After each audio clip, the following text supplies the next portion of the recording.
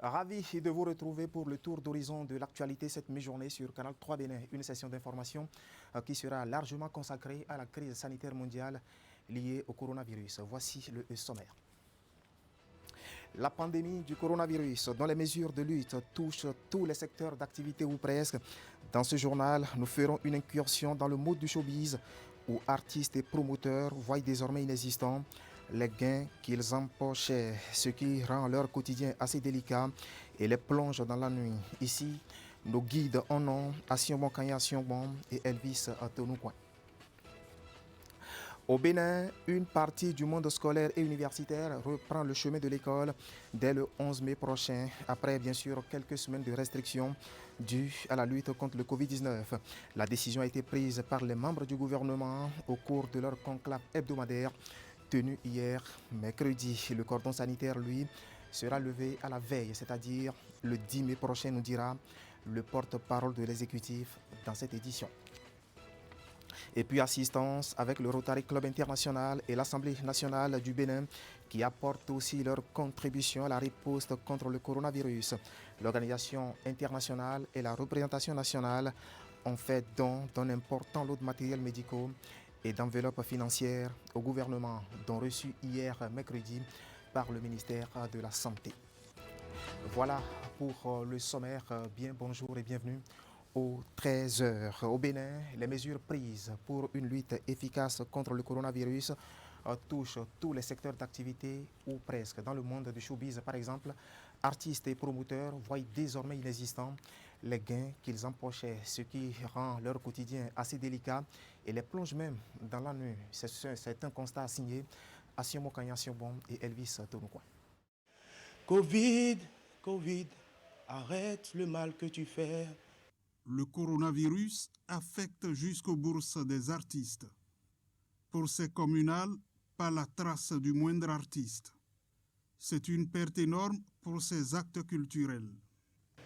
Et c'est un manque à gagner pour tout homme d'affaires, comme vous savez. Quand les affaires ne marchent plus, ça ne tourne plus, il y a une famille à nourrir, il y a beaucoup de choses à gérer. Et quand l'argent ne rentre pas, ça fait mal. Ça fait mal et ça joue beaucoup. Donc on est obligé de s'accrocher. On s'accroche jusqu'à ce que les choses changent. Voilà, et puis voilà. À très vite. Ça, c'est des milliards si nous allons parler de manque à gagner. D'autant plus que quand un artiste sort, c'est plusieurs personnes qui sont derrière cet artiste. C'est-à-dire qu'il y a le manager, il y a le booker, il y a le producteur, il y a ci, il y a ça. La désolation dans le milieu est encore plus grande lorsque les artistes doivent faire face aux charges quotidiennes et obligations. Des engagements non respectés qui pourrissent la vie à certains. Un artiste qui avait l'habitude de payer ou bien de gérer le loyer en ces temps-ci, vous voyez un peu ce que ça devient. Et on sait déjà tous au Bénin que l'artiste béninois vit généralement au jour le jour. Ce n'est pas comme ce qu'on voit à Abidjan, ce n'est pas comme ce qu'on voit au Nigeria et autres. Donc ça a eu beaucoup d'impact négatif dans la carrière, sur la vie des artistes. Il y a des artistes qui doivent déjà des loyers, les propriétaires sont en train de réagir. Il y a beaucoup de choses qu'on gère. Tous les jours, tu ne fais que gérer l'appel des propriétaires, qu'est-ce qui se passe. J'ai eu des artistes qui sont venus hier jusqu'à 4h du matin. On était en train de parler de ça, comment il faut sauver des situations, parce qu'il y a des propriétaires qui ne veulent pas entendre que, bon, il y a une situation dans le pays. Pour eux, bon, si tu n'as pas le loyer, je vais te donner, tu sors de la maison. Pour la plupart, l'espoir n'est pas perdu. Tout ce que moi, je souhaiterais, c'est que les activités reprennent très vite. Et déjà, les inspirations s'enchaînent pour mettre en garde la pandémie dont les artistes prévoient une fin très proche. Coronavirus, avec tous nos gestes barrières, nous allons ensemble te barrer la voie. Voilà. Voilà une voie de l'espérance pour chasser bien sûr le Covid-19. Au niveau du système éducatif béninois, les cours reprennent le 11 mai prochain avec quelques conditions à respecter. Mais avant, l'université d'Abomey-Calavi, elle, a déjà trouvé la solution pour garder les étudiants en situation d'apprentissage sans s'exposer au risque de contamination. Il s'agit des cours en ligne, une décision qui a été accueillie diversement par les étudiants. Ali Moumouni et Henri Dantin sont allés à leur rencontre. Suivez. La reprise des cours se fera bientôt sur le campus d'Abomey-Calavi. Si la pandémie du Covid-19 met à mal le déroulement des activités académiques, le rectorat de la plus grande université du Bénin a trouvé le moyen de garder les apprenants en situation d'apprentissage. À travers un communiqué en date du 4 mai, il informe les étudiants du démarrage des cours, non pas présentiels, mais avec des supports pédagogiques en ligne. Pour aller sur les cours disponibles à l'UAC, il suffit de taper dans le navigateur au niveau de l'URL cours.uac.bj. Lorsque l'étudiant tape cours.uac.bj, il y a la page d'accueil qui se présente comme suit, avec les différents logos de chaque entité. La formule est simple pour suivre désormais les cours à l'université d'Abomey-Calavi. C'est une procédure qui est fonctionnelle à la fois sur les smartphones que sur les ordinateurs. Le mode d'emploi est lié à certaines dispositions pratiques mises en place pour sécuriser la plateforme et les différents supports pédagogiques mis en ligne.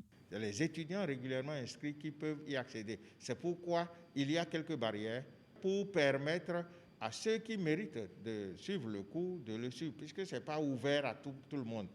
C'est pourquoi il y a juste la nécessité d'un code à intégrer. Et ce code-là, l'enseignant, le département, la faculté, les informaticiens, ici, ils sont là pour pouvoir permettre aux étudiants de le faire, et les voies d'information par lesquelles ils accèdent à cela existent déjà au niveau de l'UAC. Sur la plateforme, les étudiants ne trouveront pas que les supports pédagogiques. Il y a également d'autres ressources pour les aider à mieux comprendre les cours. Et la structuration des cours, dans une grande mesure, a essayé d'observer quelques règles, quelques contraintes pédagogiques, afin que l'apprenant ne soit pas laissé complètement seul à lui-même. Sinon, il pourra se perdre, il ne saura pas comment s'y prendre dans le processus d'enseignement-apprentissage qu'on lui demande. C'est ainsi que, en réalité, la plateforme a été conçue. De même manière, nous avions d'autres ressources qui sont des ressources de l'UVA qui sont disponibles, qu'il a la possibilité d'aller directement sur ces ressources en allant sur cours.uac.bj, autres ressources. Dans les autres ressources, nous avions les MOOCs, nous avions le Corel, nous avions l'Université virtuelle africaine, la version française, et l'Université virtuelle africaine, la version anglaise. À travers cette initiative, l'Université d'Abomey-Calavi entend permettre aux étudiants de consacrer leur temps aux études en cette période de crise sanitaire. Mais au-delà de cette volonté, il y a d'autres aspects liés à la connectivité et aux moyens.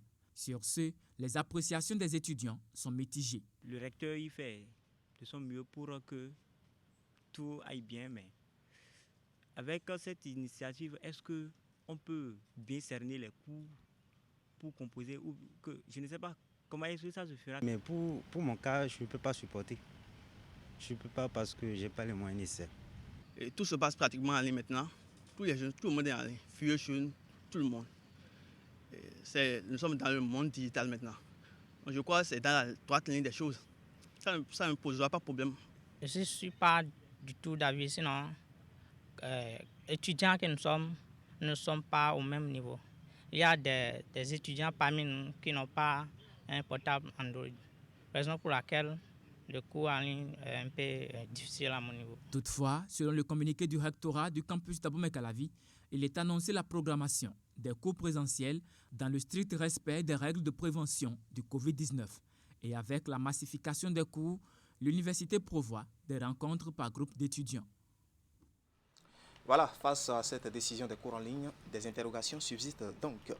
Nous sommes à l'université et nous y restons pour évoquer encore ces cours qui se feront avec des supports pédagogiques en ligne. Voyons maintenant la réaction de l'intersyndicale des universités nationales du Bénin. Suite à cette décision, elle fait surtout un certain nombre de recommandations aux autorités rectorales et gouvernementales pour la réussite de ce format d'enseignement. Écoutons ici Le porte-parole, le professeur Arnaud Kouidissi, il est au micro de Idrissou Boukari. On ne peut pas rester insensible à un mal qui affecte tout le monde. De ce point de vue, l'intersyndicale des universités nationales du Bénin a décidé de prendre toute sa part dans la protection et dans la continuité de l'enseignement à l'université. Dans ce sens-là, nous avons eu des discussions avec les autorités rectorales, ou les différentes autorités rectorales, et il a été décidé qu'il n'y ait pas rupture dans l'enseignement. Mais dans le même temps, il faut assurer que ceux qui sont bénéficiaires de l'enseignement soient protégés, et que ceux-là qui donnent également l'enseignement aussi soient protégés. C'est dans ce sens-là que les autorités ministérielles et celles rectorales ont décidé qu'il fallait mettre les cours en ligne pour permettre aux étudiants de ne pas être désœuvrés à la maison et passer un temps de restriction ou de confinement si on veut. Et l'intersyndicale s'est réunie au sein de sa coordination pour appuyer les équipes rectorales. Et c'est dans ce sens-là que nous avons fait un certain nombre de recommandations. Les conditions d'enseignement à l'université aujourd'hui, un peu partout, mais particulièrement au Bénin, tout le monde sait. Si on doit respecter les règles du LMD, c'est un enseignant pour 25 apprenants. Nous en sommes très très loin, nous en sommes à des années-lumière. Quand vous allez dans ma faculté, qui est celle du droit, vous avez, j'enseigne en deuxième année à plus de 1500 étudiants chaque année. Et donc il est difficile de dire on va maintenir une distanciation sociale de ce point de vue-là. Et nous avons indiqué, pour rappeler aux autorités, qu'il y a un certain nombre d'exigences, il y a un certain nombre de mesures à prendre, qui est quoi, oui, la logistique, les moyens infrastructurels, et, comment dire, qui permettront aux étudiants et aux enseignants d'être à l'aise dans leur devoir, implique que, oui, il y ait suffisamment de salles disponibles pour maintenir et pour protéger les étudiants. Ceci dit, il y a que les notes et supports de cours que l'on a demandé aux enseignants de mettre en ligne. Les enseignants conçoivent leurs cours, c'est leur propriété, si on peut le dire comme ça. Et en matière scientifique, cela implique qu'il faut protéger ces données. Et donc, il ne suffit pas à l'enseignant de mettre son cours en ligne. Quand on met un cours en ligne au Bénin ici, ça va se retrouver à Kamtchaka. Et personne ne sait ce qui peut advenir de ces cours, quelles sont les transformations que ces cours pourront subir. Et donc, nous avons recommandé aux autorités de prendre les mesures techniques adéquates ou appropriées pour protéger les notes et supports de cours que les enseignants mettront sur ces plateformes-là. Voilà, c'était le professeur Arnaud Kouidissi, porte-parole de l'intersyndicale des universités nationales du Bénin. D'un porte-parole à un autre, ouvrons maintenant nos canaux à celui du gouvernement. Alain Orunla nous fera surtout le point du Conseil des ministres en sa séance d'hier, mercredi 6 mai 2020. Entre autres décisions issues de ce conclave hebdomadaire des membres de l'exécutif, il y a l'ouverture des portes de l'école béninoise dès le lundi 11 mai prochain à une partie du monde scolaire et universitaire. Suivons ensemble l'exposé du ministre de la Communication. Au titre des communications, approbation des mesures liées à la réouverture des écoles, des établissements d'enseignement secondaire, des universités, ainsi qu'à la levée du cordon sanitaire.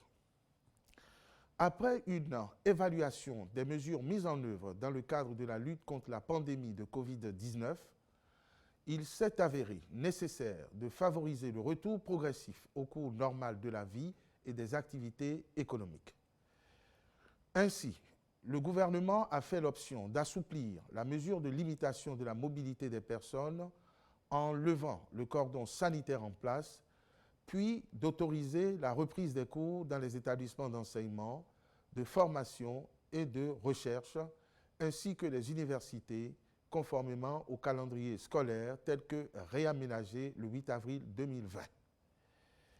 À cet effet, le Conseil a décidé de la reprise des cours pour les écoliers du cours moyen deuxième année CM2, les élèves des collèges et lycées et les étudiants pour compter du lundi 11 mai 2020 dans la perspective de la tenue des examens de fin d'année notamment. Quant aux écoliers des classes de cours d'initiation CI au cours moyen première année CM1, ils retourneront en cours du 10 août au 4 septembre 2020 et subiront leurs évaluations du 7 au 11 septembre 2020, puis effectueront la rentrée scolaire 2020-2021 le 28 septembre 2020, en même temps que tous les autres apprenants. En ce qui concerne les écoles maternelles et les garderies, elles restent fermées jusqu'à la prochaine rentrée des classes. Par ailleurs, la réouverture des écoles, collèges et universités ainsi décidée sera accompagnée des mesures ci-après. L'obligation du port de masque pour tous les usagers, apprenants, enseignants, divers personnels de soutien. Pour ce faire, il sera procédé à la distribution gratuite des masques dans les écoles, collèges et universités publiques. Le dépistage systématique et progressif des enseignants, du personnel administratif et de service. S'agissant particulièrement des universités, les amphithéâtres restent fermés et les cours seront dispensés en ligne via une plateforme dédiée à cette fin. Les enseignants y publieront leurs cours auxquels les étudiants auront accès gratuitement. Voilà, c'était Maître Alain Ogunla, ministre de la Communication, porte-parole du gouvernement. Prenons maintenant la direction du zoo, où les écoles des 9 communes du département viennent d'être dotées d'un important lot de dispositifs de lavage de mains. C'est un don de la communauté d'agglomération Seine-et-Eure en France, partenaire de la ville de Boïcon. En marge de la cérémonie de réception de ce lot de matériel, le maire de Boïcon a annoncé un appui constitué de vivres pour les centres de promotion sociale des communes membres de l'Union des communes du zoo. Luc Atropo est ici, au micro d'Imet Hélène Amoussou. Ce fléau, l'épidémie, n'est pas une personne. Et les amis doivent se soutenir. C'est dans ce cadre que nous avons écrit à nos partenaires de la CASE, la communauté d'agglomération Seine en France, pour leur demander de nous aider. Et ils ont répondu promptement. En un premier temps, ils ont offert le dispositif à la mairie de Boïcon. Et ensuite, ils nous ont aidé à acheter un autre lot pour les 9 communes du zoo, qui a été excellemment géré par le gouvernement, par le ministère de la Santé et par le gouvernement en entier. Et il faut que les communautés à la base prennent le relais. Vous savez, l'école doit reprendre dans quelques jours. Il faut que dans nos écoles, tout au moins, on ait des dispositifs lave-mains au niveau de nos écoles. Donc ce dont des partenaires de la CASE nous aidera à en donner à quelques écoles. Nous ne pourrons pas doter toutes les écoles de dispositifs, mais nous allons doter la majorité de dispositifs. Les centres sociaux, nous allons leur donner des vivres. Parce que la plupart des personnes qui les aident viennent souvent de Cotonou. Il y a beaucoup de volontaires qui viennent de Cotonou les aider. Et maintenant que c'est difficile de quitter Cotonou pour Boïcon, je crois que les centres sociaux ont quelques difficultés.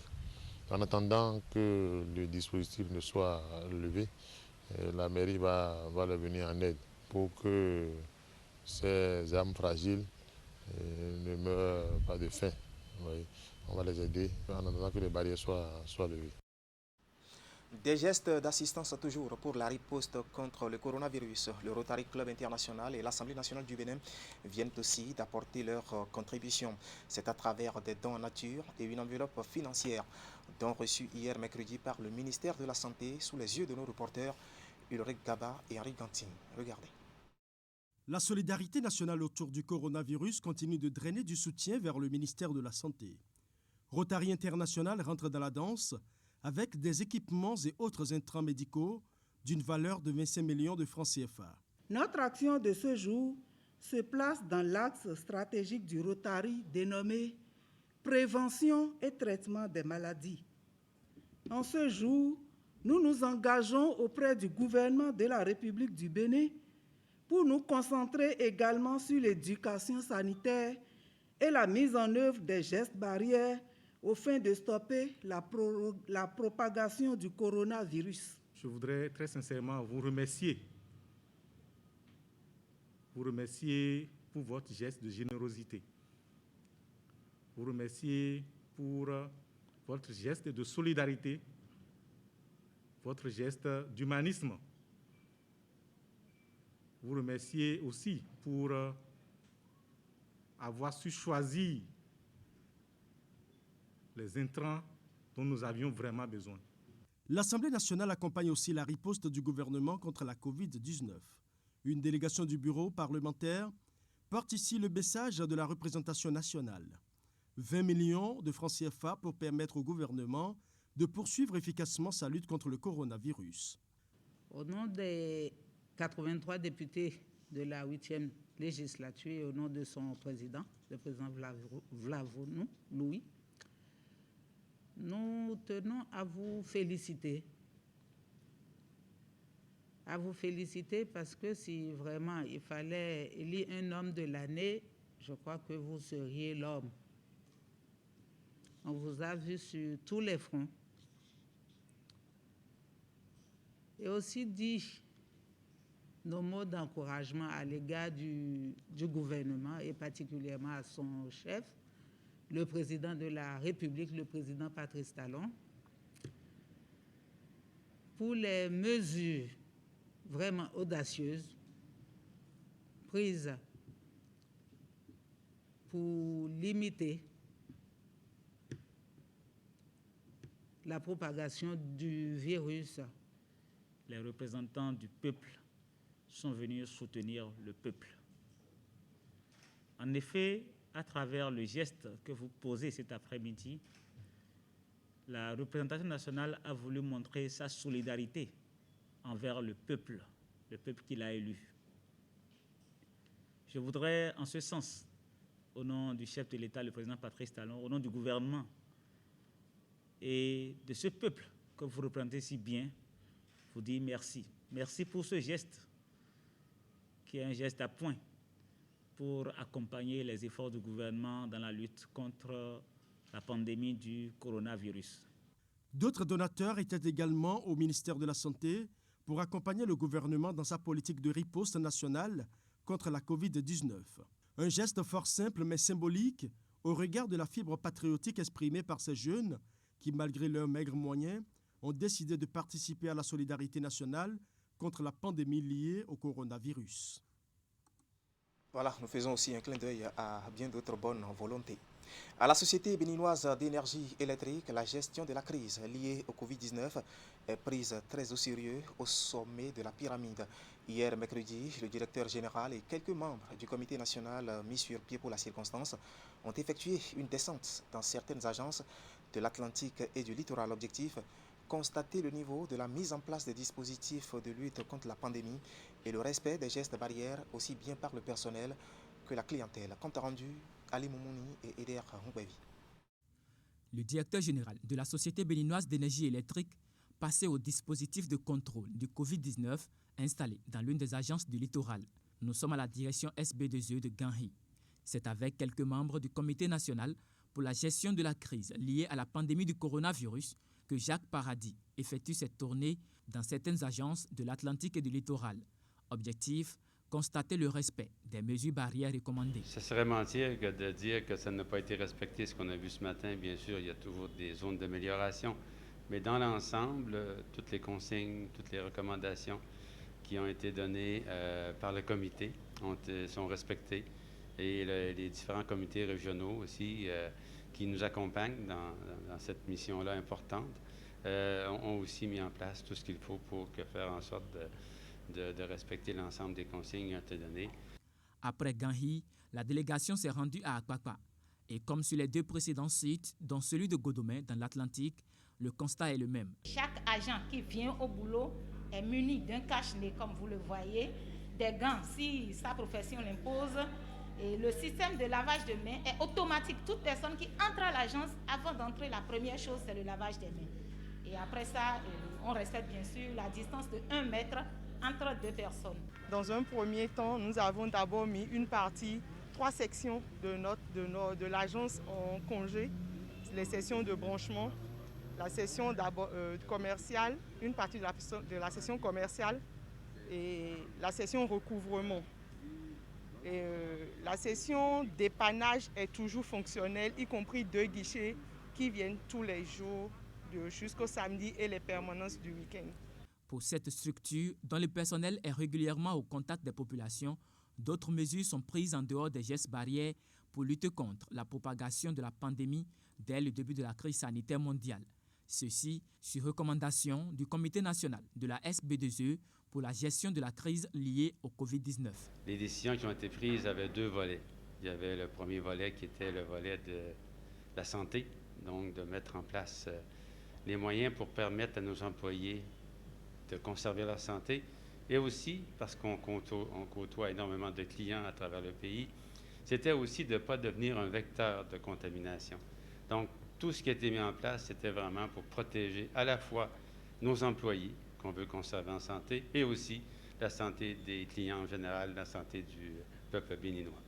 Mais au fur et à mesure que la situation a évolué, il y a eu des situations d'ajustement qu'on a dû faire et qu'on fait à chaque rencontre. Parce qu'on est un service obligatoire, la population a besoin de services électriques, alors on avait un rôle, je dirais, crucial par rapport à garder toute notre équipe en santé. La descente de cette délégation, conduite par le directeur général de la SB2E, intervient après celle d'une commission de contrôle du respect des gestes barrières. Faut-il rappeler qu'au début de la crise, la Société béninoise d'énergie électrique a pris des mesures d'accompagnement qui consistent à surseoir au recouvrement forcé. En général, les résidentiels ont continué quand même à payer leurs factures. Donc, on a une petite diminution de recettes de ce côté-là, mais ce n'est pas majeur. Donc, les gens n'ont pas arrêté de payer parce qu'on avait dit qu'on ne coupait plus et qu'on ne faisait plus de recouvrement. Donc, les gens continuent de payer. Du côté industriel, ça va être un peu plus long parce qu'il faut comprendre que les hôtels qui n'ont pas fonctionné, les restaurants qui vont rouvrir, tout ça, avant qu'ils réussissent à prendre avantage de leurs recettes et de leurs produits, ça va prendre un certain temps. Donc, nous, on va les accompagner de façon à leur permettre de pouvoir redébuter leur activité. La Société béninoise d'énergie électrique s'active à accompagner le gouvernement et les populations dans cette lutte contre le coronavirus. Selon le directeur général de la SB2E, il faut à situation exceptionnelle des solutions exceptionnelles. Voilà, comme quoi à la SB2E, on veille au grain par rapport aux mesures prises contre le coronavirus. C'est justement l'essentiel à retenir cette mi-journée quant à l'actualité sur Canal 3 Bénin. Vous avez compris et qu'une fois encore, la part belle a été faite à l'urgence sanitaire du moment. N'oubliez surtout pas les gestes barrières prescrits pour freiner la propagande de la pandémie. En tout cas, toute l'équipe technique et celle de la rédaction qui m'a accompagné cette mi-journée vous remercie de nous avoir suivis. À demain.